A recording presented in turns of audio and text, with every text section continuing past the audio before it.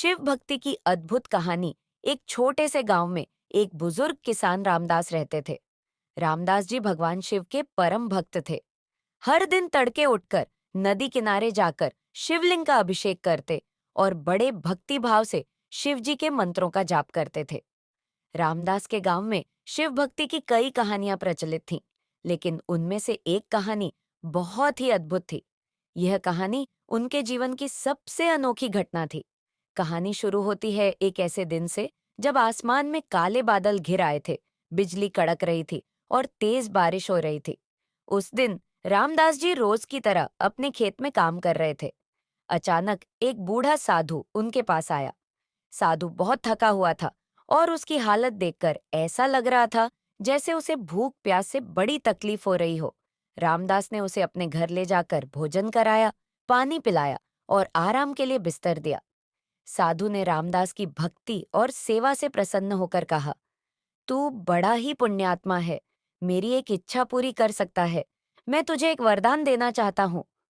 रामदास ने बड़े संकोच से कहा, महात्मा जी, मैं तो एक साधारण किसान हूँ, मुझे कुछ नहीं चाहिए। साधु ने कहा, देख रामदास, वरदान तो तुझे मिलेगा ही, लेकिन तू सोच ले कि तुझे क्या चाहिए।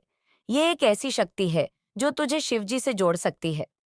रामदास ने साधु की बातों पर विचार किया। कुछ देर सोचने के बाद उसने कहा, मुझे भगवान शिव के दर्शन करने की इच्छा है। क्या आप मुझे उनके दर्शन करा सकते हैं? साधु मुस्कुराए और कहा, ठीक है, पर इसके लिए तुझे एक कठिन साधना करनी होगी। शिव के दर्शन पाना सरल नहीं है। रामदास ने दृढ़ निश्चय से कहा, मैं सब कुछ करने के लिए तैयार हूं। साधु ने उसे तपस्या की विधि समझाई। रामदास ने उसी दिन से तपस्या शुरू कर दी।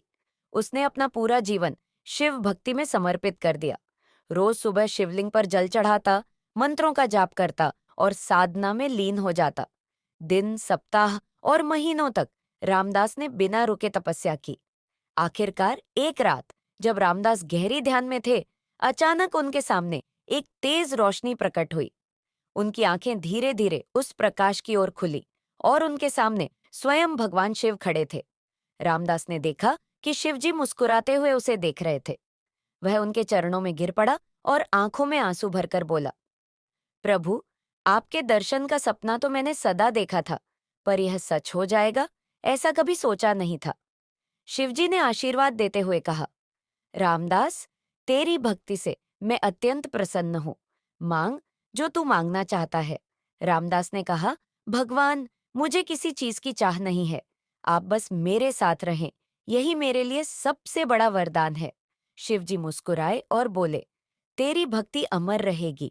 जो कोई भी सच्चे दिल से मेरी पूजा करेगा, उसे मेरी कृपा सदा प्राप्त होगी और तुम्हारे गांव में मेरी उपस्थिति का एहसास सदा बना रहेगा।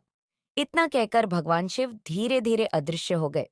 रामदास ने अपनी साधना और भी दृढ़ कर दी और शिव जी की महिमा गांव में फैलती चली गई। आज भी उस गांव में शिव मंदिर की प्रतिष्ठा अत्यधिक मानी जाती है और लोग दूर दूर से वहां दर्शन करने आते हैं। यह कहानी हमें सिखाती है कि सच्ची भक्ति और सेवा से भगवान की कृपा सदा मिलती है